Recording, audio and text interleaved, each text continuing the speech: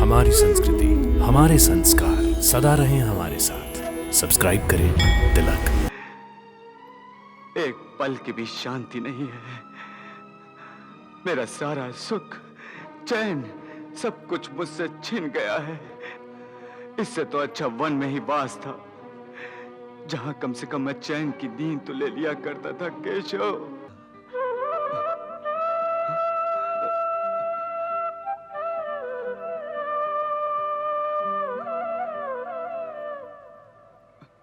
प्रभु,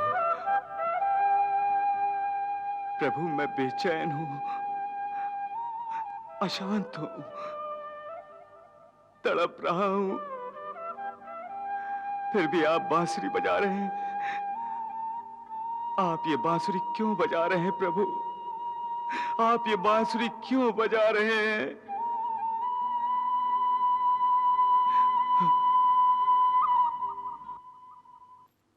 मैं ये बांसुरी अपने लिए नहीं, पितामह भीष्म के लिए बजा रहा था।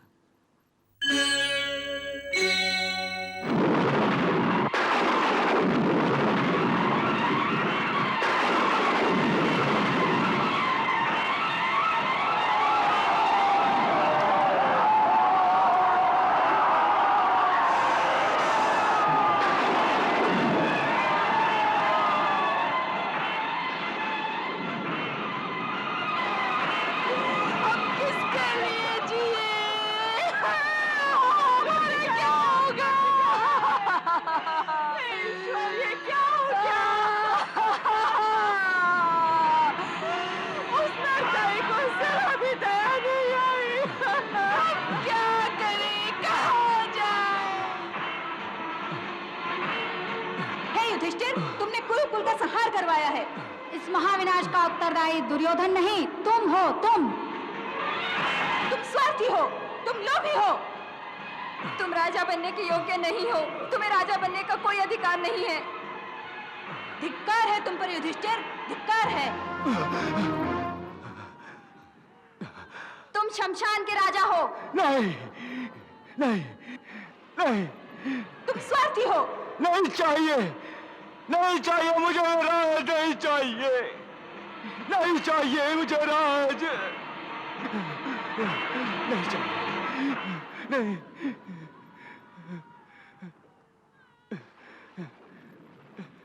नहीं चाहिए।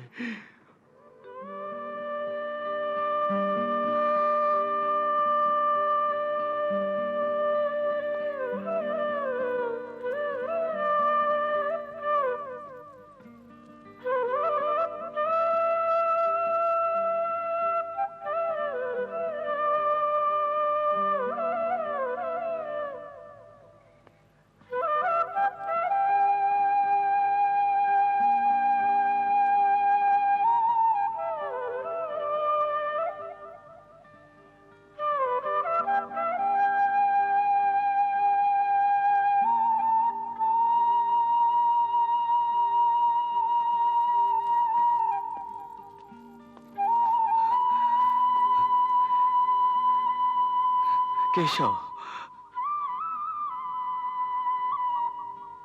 केशव,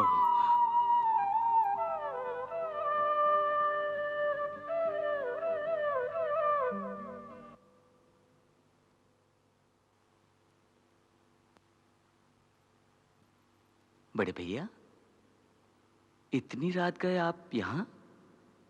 सब कुशल तो है?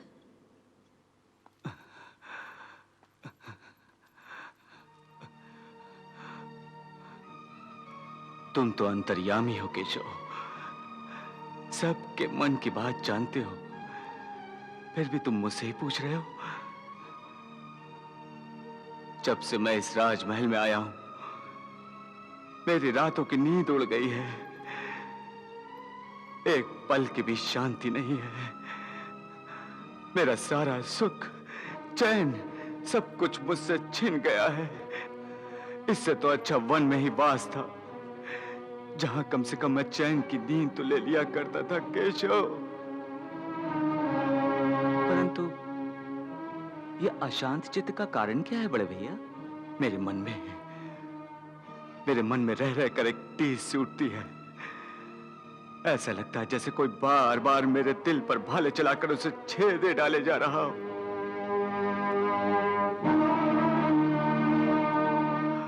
आंख लगने पर मुझे कुरुक्षेत्र पर बिखरी हुई लाशें दिखाई देती हैं।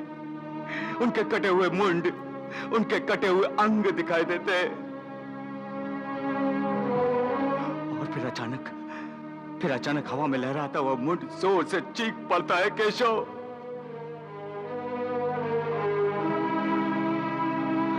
आंखें खोलने के बाद भी मुझे चैन नहीं मिलता। कुरुकुल की स्त्रियों का आक्रोश सुनकर मेरा कलेजा फटने लगता है, केशव। मैं तड़प उठता हूं। कभी कभी तो ऐसा लगता है कि जैसे हस्तिनापुर के राजमहल की हर दीवार, हर स्तंभ रो रहा है और मुझे दोष दे रहा हो, जैसे कुरुक्षेत्र के भीषण नरसंहार का पापी मैं हूं, केशव। पापी मैं हूं। मधुसूदन, कुरुकुल की दुर्भागी स्त्रियां जब मुझे अपनी व्याकुल नजरों से देखती हैं तो मेरा साहस टूटने लगता है। मुझे ऐसा लगता है जैसे पापी मैं हूं, केशव।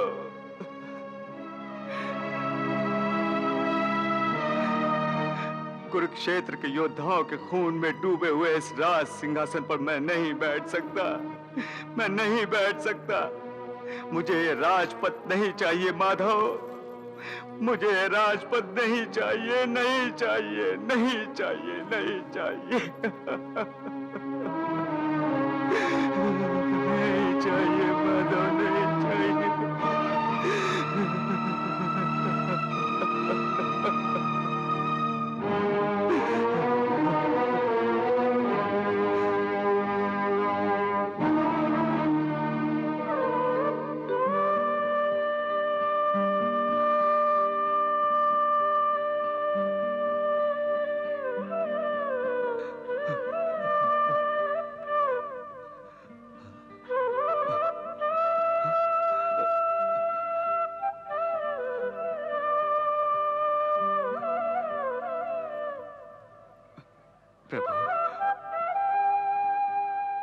प्रभु, मैं बेचैन हूं,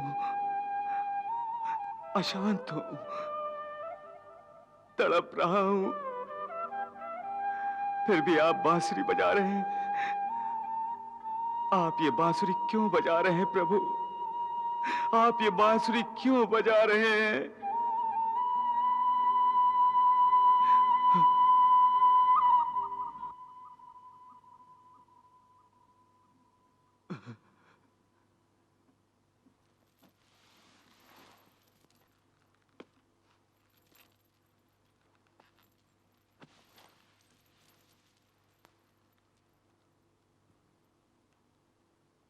बड़े भैया,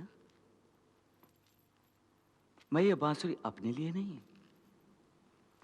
पितामह भीष्म के लिए बजा रहा था।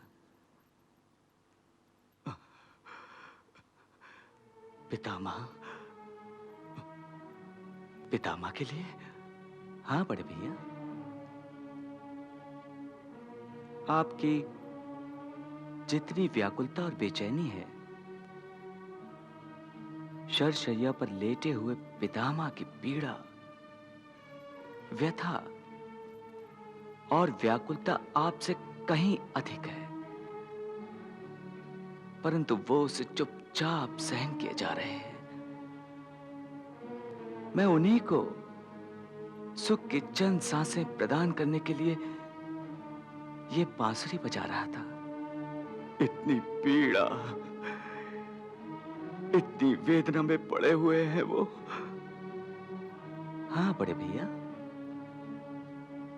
पितामह अपनी मृत्यु का स्वागत करने की तैयारी कर रहे हैं। बड़े भैया, पितामह ने उत्तरायण की प्रतीक्षा में अपनी मृत्यु को रोक रखा है। वो उसी समय के आरंभ की प्रतीक्षा कर रहे हैं। उनकी इस कठिन प्रतीक्षा को आसान बनाने में मेरी मुरली की यह धुन उनकी सहायता करती है। केशव, राज्याभिषेक के बाद मैंने अपने पितामह का आशीर्वाद भी नहीं लिया। कितना स्वार्थी हो गया हूं मैं, जो अपने पितामह को भूल गया। आप उन्हें भूल भी कैसे सकते हैं बड़े भैया? उनकी यादों की सुगंध ही तो हस्तिनापुर के राज सिंहासन को संभालने के लिए आपको सदा प्रेरणा देती रहेगी। और हस्तिनापुर की सुरक्षा के लिए उन्होंने जो प्रतिज्ञा ली थी, उसका भार आप पर आ गया है। यदि आप इस जिम्मेदारी को संभालने में पूरी तरह से लग जाएं, तो आपके मन की व्यथा और बेचैनी दोनों दूर हो जाएंगे। मधुसूदन, तुम ठीक कह रहे हो, बिल्कुल ठीक कह रहे हो। मुझे पितामह से भेंट करके हस्तिनापुर की सुरक्षा के प्रति उनके मन के बोझ को हटा देना चाहिए, ताकि मेरे मन का भी बोझ हल्का हो। माधव, मेरे मन का बोझ हल्का हो। आपने मेरे मन की बात छेड़ दी बड़े भैया, मेरे मन की बात छेड़ दी। बड़े भैया, गंगा नंदन भीष्म गुरुओं के भी गुरु हैं। वो महाज्ञानी हैं, धर्मपरायण हैं, कुशल नीतिज्ञ हैं। वो अपने जीवन अनुभव के भंडार से राज करने के संबंध में आपको गुरुपदेश देंगे, जो बड़े से बड़े राजकोष से भी कहीं अधिक अनमोल होगा। गीता के रूप में जैसा अनमोल खजाना जो तुमने युद्ध के प्रारंभ होने से पहले अर्जुन को दिया था। हाँ।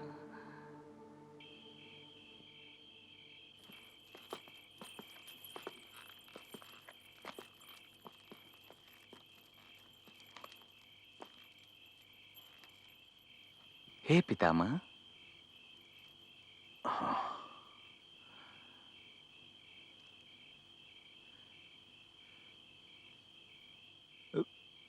प्रभु,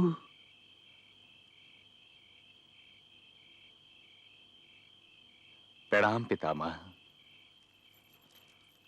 आयुष्मान भव। हे प्रभु, मैं देख रहा हूं कि धर्म और सत्य को विजय दिलाने के बाद भी ज्येष्ठ पांडव युधिष्ठिर व्यथित दिखाई दे रहे हैं।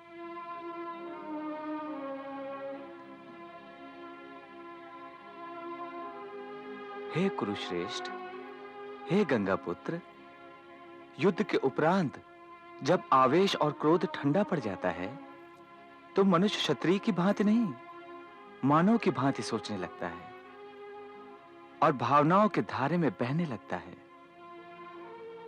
भले मनुष्य तो स्वयं अपने आप को युद्ध का अपराधी समझने लगते हैं, चाहे वो युद्ध धर्म युद्ध ही क्यों ना हो।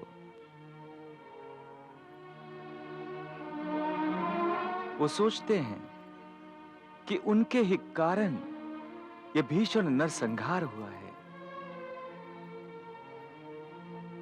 अनगिनत योद्धा मारे गए हैं।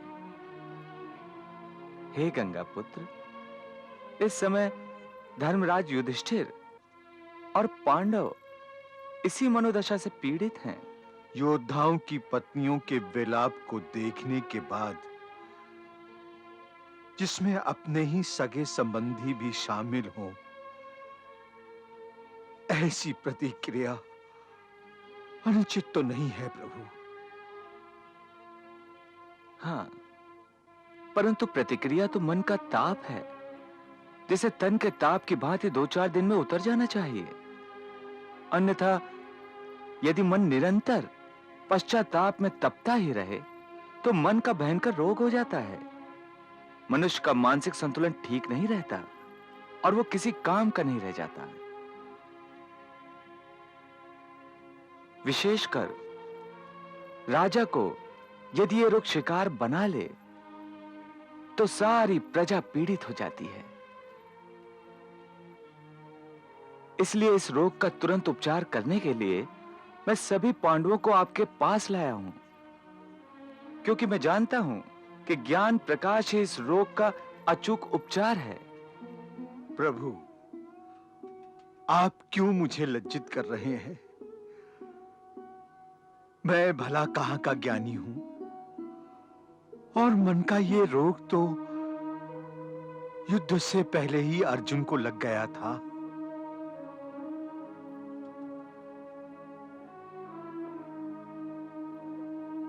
अब ये बात तो सभी जान गए हैं प्रभु कि आपने गीता के रूप में ज्ञान प्रकाश की गंगा बहाकर अर्जुन के मन के अंधकार को नष्ट किया था। फिर आपके सामने और आपके ज्ञान के सामने मैं क्या और मेरा ज्ञान क्या?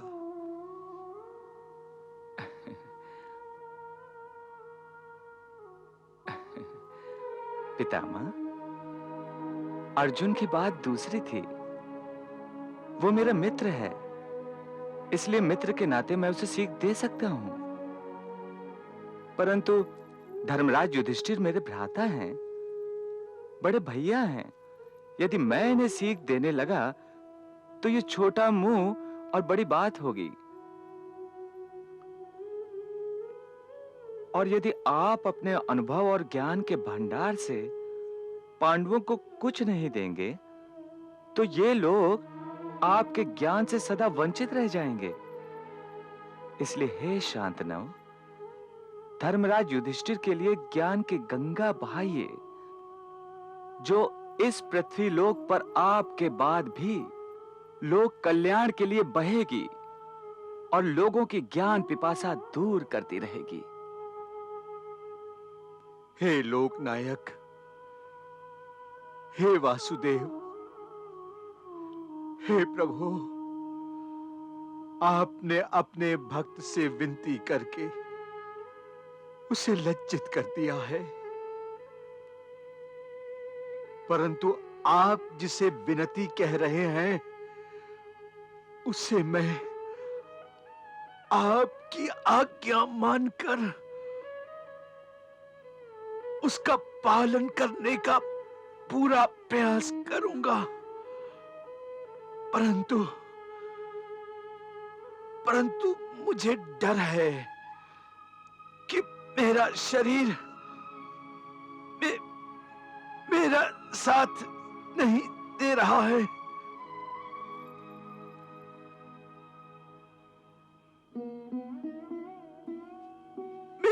मेरी शक्ति हर पल क्षीण होती जा रही है। अर्जुन के इन बाणों के अग्र अब मुझे भयंकर पीड़ा देने लगे हैं प्रभु। तन बदन में आग सी लगी है। मुझे यूं लग रहा है कि मैं शरशैया पर नहीं, चिता के अंगारों पर लेटा हूं। ऐसा लगता है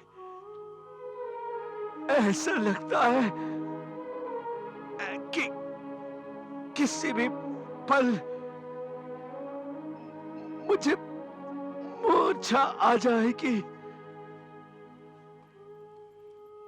हे गंगानंदन, हे कुरुश्रेष्ठ, मैं आपकी पीड़ा दूर किए देता हूं। जब तक आप अपने धर्मराज और अन्य पांडवों को ज्ञान का अमृत पिलाते रहेंगे, तब तक आपको कोई पीड़ा नहीं सताएगी।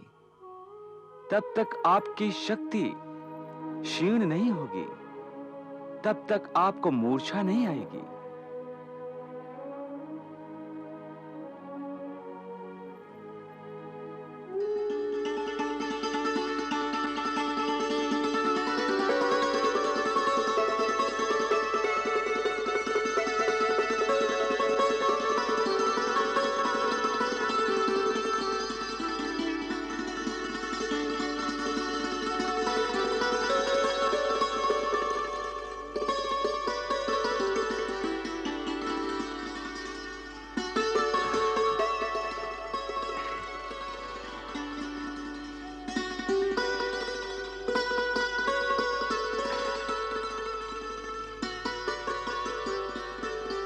हे भक्तवत्सल, हे विश्वनाथ,